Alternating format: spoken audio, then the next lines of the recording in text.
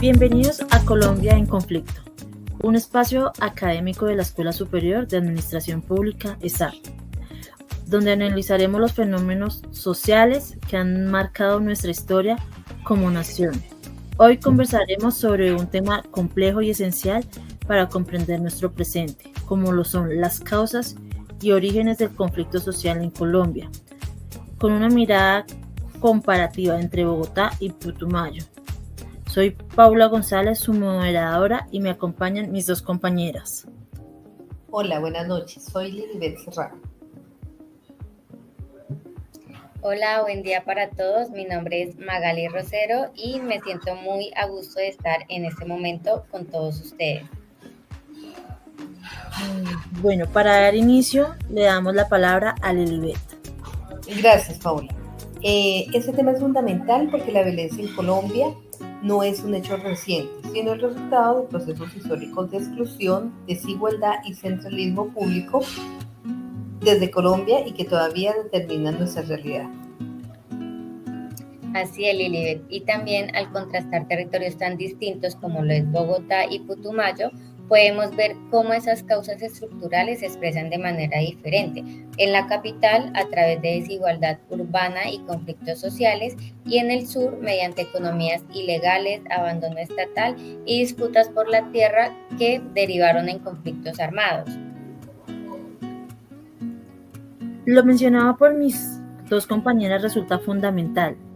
También es importante recordar que los orígenes del conflicto colombiano se remontaron a los periodos de la conquista y la colonia, cuando se impusieron formas de dominación tanto económica, política y cultural. Aquí, Karl Marx nos ayudaría a entenderlo como el inicio de las relaciones de explotación, donde unos pocos concentraron el poder económico y los recursos, mientras la mayoría fueron sometidos a estructuras de desigualdad. Exactamente, Paula. Luego, durante los siglos XIX, con las guerras civiles, el conflicto no solo era por tierras, sino por quienes podían ejercer la ciudadanía y participar en el Estado. Como explica Ralph Dahrendorf, los conflictos sociales surgen de la tensión entre grupos dominantes y subordinados. Y en Colombia, esas tensiones se tradujeron en exclusión política y desigualdad estructural que marcaron el desarrollo del país.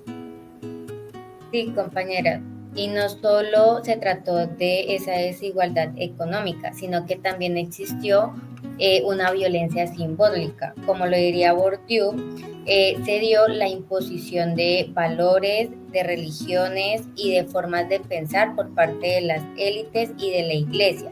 Todo eso definió, era para definir quién era considerado ciudadano y quién no se podía considerar como un ciudadano. Y esa herencia que dejó todo ese proceso se mantiene en la forma en que hoy se ejerce el poder y se excluye al diferente, a todo el que piensa diferente o tiene una vida diferente. Totalmente de acuerdo con sus apuntes, chicas. Si ya trasladamos esto a un análisis del territorio, quisiera conocer sus experiencias que reflejan hoy esos orígenes tanto en Bogotá como en el Putumayo. Claro que sí, Paula. Desde Bogotá, por ejemplo, la violencia histórica se transformó en desigualdades urbanas. Durante la violencia y el conflicto armado, miles de personas emigraron desde las zonas rurales hacia la ciudad, creando barrios informales y cinturones de pobreza. Aunque Bogotá concentra oportunidades, también reproduce brechas, un norte desarrollado y un sur empobrecido. Son huellas vivas del conflicto histórico. En ese sentido, y un poco en clave de conflicto armado, recientemente, y pensando un poco en el tema del posconflicto, es importante tener en cuenta o llama la atención que después de todas estas disputas no ha sido posible consolidarse la paz. En ese sentido, se podría pensar, tal como afirma el profesor Marcos Palacio, y en comparación con el escenario mexicano, que también vivió fuertes confrontaciones como Colombia durante el siglo XIX y XX, que si bien México logró, tras esas confrontaciones, consolidar una revolución y tuvo todos unos logros y unos impactos positivos, en el territorio nacional se dieron unas confrontaciones de una magnitud impresionante, pero desafortunadamente no se logró llegar a una cosa positiva o a una consolidación de elementos que permitieran una mejor nación que la que tenemos. Muy importante lo que nuestra compañera está mencionando del tema pues que ella tiene, pero por mi parte puedo decir que en el Putumayo la historia ha sido de marginalidad estructural.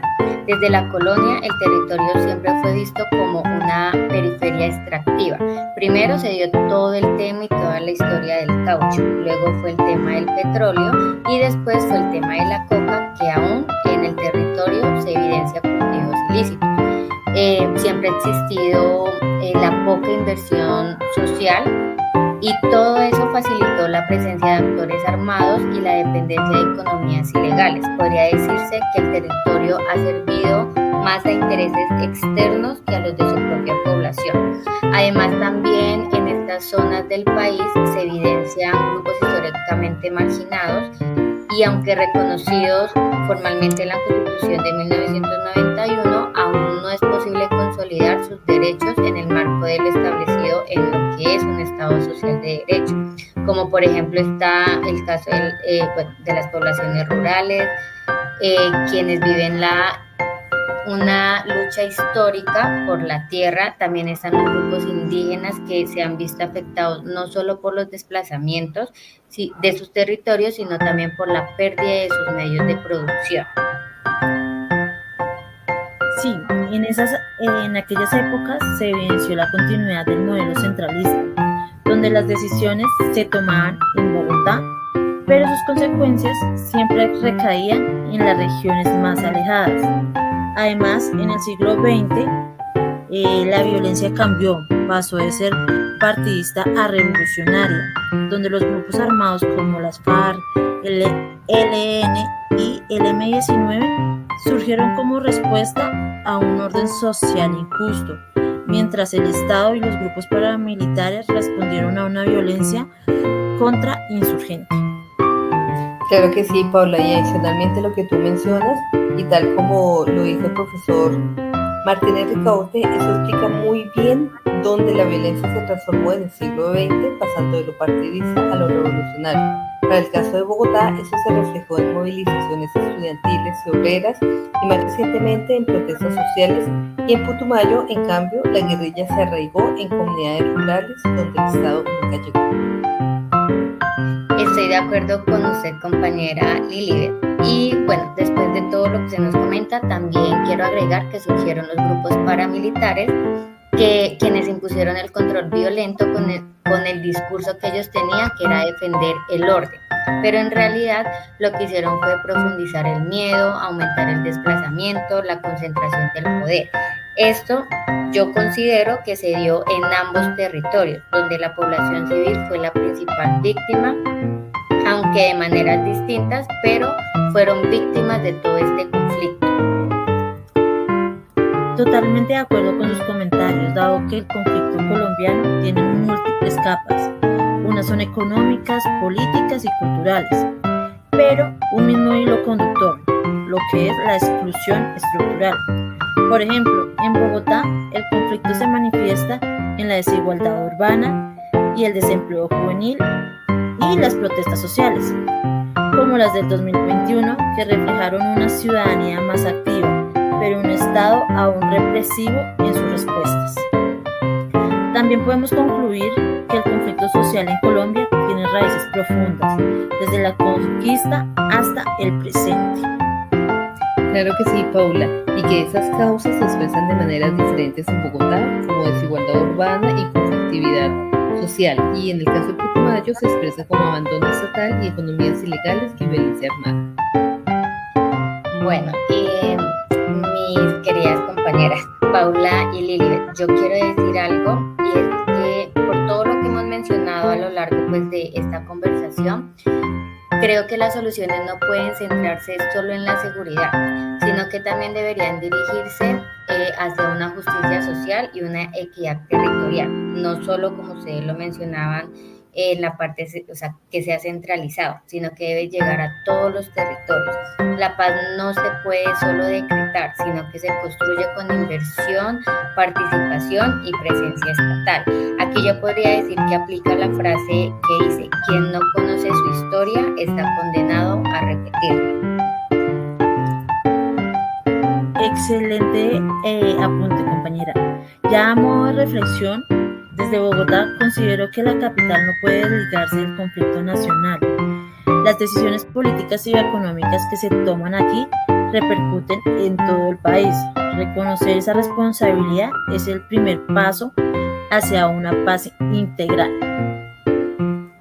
Claro que sí, Paula. Adicional a ello, yo considero que la paz solo podrá ser posible si enfrentamos las causas estructurales del conflicto, así como la concentración de la riqueza, la exclusión política y la desigualdad en el acceso a oportunidades.